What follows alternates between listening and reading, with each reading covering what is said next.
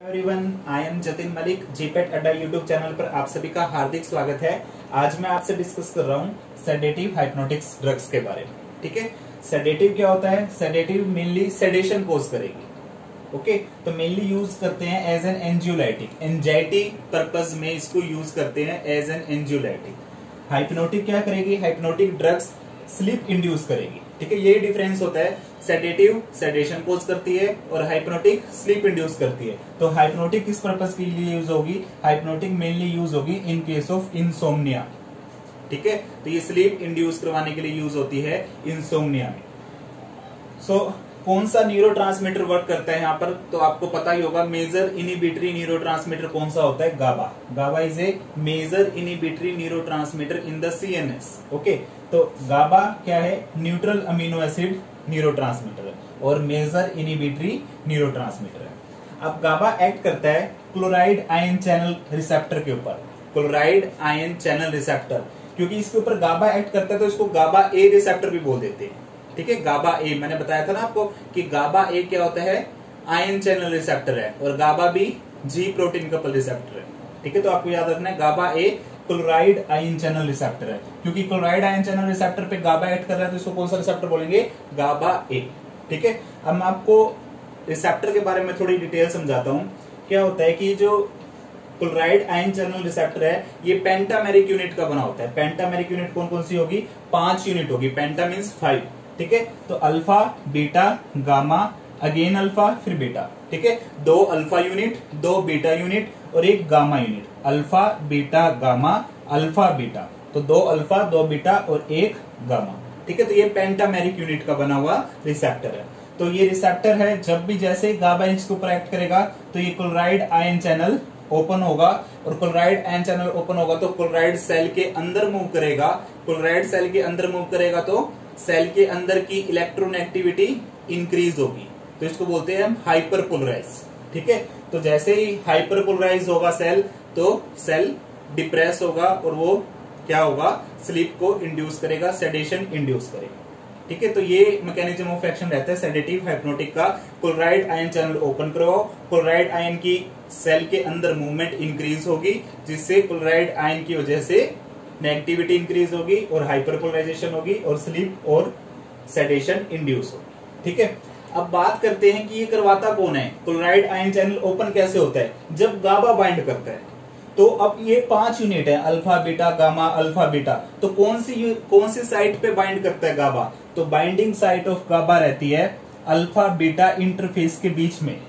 ठीक है, याद रखना, बहुत इंपॉर्टेंट पॉइंट है कि गाबा कहां पे बाइंड करता है? गाबा बाइंड करता है अल्फा और बीटा, इसके बीच में जो इंटरफेस है, तो यहाँ पर क्या रहता है? बाइंडिंग साइट ऑफ गाबा। और अल्फा बीटा इंटरफेस में भी कहां पे ये प्रेजेंट होता है? ऑन अल्फा सब यूनिट। ठीक है, वैसे ये अल्फा बीटा की इंटरफेस पे है, बट ये होता कहां पे? बाइंडिंग साइट अल्फा सब यूनिट के ऊपर। ओके, तो आपको पता होना चाहिए गाबा की बाइंडिंग साइट कौन सी है? Alpha beta interface, but mainly कहां प्रेजेंट होता है? प्रेजेंट ऑन अल्फा सब यूनिट। ओके, तो अब आपने सेडेटिव हाइप्नोटिक में बार्बिचुरेट और बेंजोडाइजेपिन भी रीड की होंगी, तो बार्बिचुरेट और बेंजोडाइजेपिन की साइट का भी हमको पता होना चाहिए। ठीक है, बार्बिचुरेट बाइंड करता है बीटा साइट पे, only beta, not on interface. Barbiturate किस पे कराएगा? क्योंकि इसमें डबल बी आ रहा है, देखो एक बी और एक बी आगे आ रहा है, तो 2 बी हैं, तो याद रखना बार्बिचुरेट में बीटा साइट। ठीक है, अब बात करें बेंजोडाइजेपिन। बेंजोडाइजेपिन भी गाबा की तरह इंटरफेस पे बाइंड करेगा, इंटरफेस, लेकिन यहां पर जो इंटरफेस होगा वो होगा अल्फा गामा। ठीक है, बेंजोडाइजेपिन की साइट कौन सी होगी? Alpha gamma.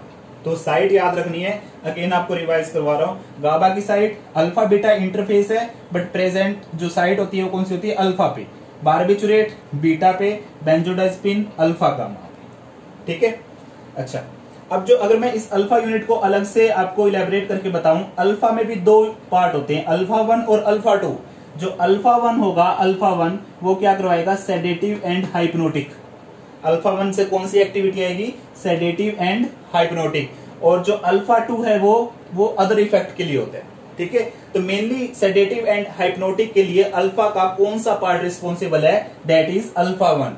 तो हमारे पास अब ऐसी ड्रग्स भी अवेलेबल हैं जो अल्फा 2 के साथ उसका कोई लिंक नहीं होगा, वो किसको स्टिमुलेट करेगी, ओनली अल्फा 1 को। तो अल्फा 1 एगोनिस्ट, ठीक है, अल्फा 1 एगोनिस्ट, ये भी कौन से रिसेप्टर पे एक्ट कर रही है, क्लोराइड आयन चैनल रिसेप्टर पे। तो अल्फा 1 एगोनिस्ट इन जेड ड्रग्स लाइक जोल्पिडेम, जेलप्लोन, ठीक है। तो जेड ड्रग्स यूज किसके लिए होगी, अगेन ये भी ट्रीटमेंट फॉर इंसोम्निया।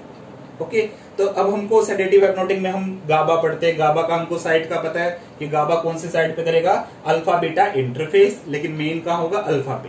अच्छा, बार्बिचुरेट का हमको पता है बीटा साइड, और बेंजोडाइazepine का पता है हमको अल्फा गामा इंटरफेस, और अब हमको जेड ड्रग्स का भी पता है कि वो अल्फा 1, अल्फा में भी अल्फा 1 यहाँ पे जाके बाइंड करेगा, तो वो और स्पेसिफिक हो गया, कौन सा, जेड ड्रग, ठीक है।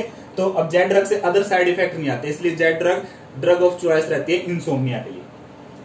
अब बात करें बेंजोडाइazepine साइट की, कौन सी साइट है, अगेन दोबारा रिपीट हो रही है, अल्फा गामा इंटरफेस। ओके, अब बेंजोडाइazepine साइट पे एगोनिस्ट का काम कौन करेगा, बेंजोडाइazepine ही करेंगे। तो बेंजोडाइazepine साइट पे एगोनिस्ट होगा बेंजोडाइazepine। इनवर्स एगोनिस्ट कई बार पूछ लेते हैं कि which one of the following drug is inverse agonist at benzodiazepine site, तो इसका आंसर आएगा बीटा कार्बोलिन। आपको याद रखना है, beta carboline is inverse agonist at benzodiazepine site which is alpha gamma interface. Okay, तो बीटा कार्बोलिन, लेकिन इसको यूज नहीं करते क्लिनिकली, ठीक है, इसलिए मैंने लिखा है नॉट यूज्ड, इसको क्लिनिकली यूज नहीं करते। एंटागोनिस्ट की बात करें, एंटागोनिस्ट कई बार पूछा गया एग्जाम में, तो इसका नाम है फ्लूमाजेनिल।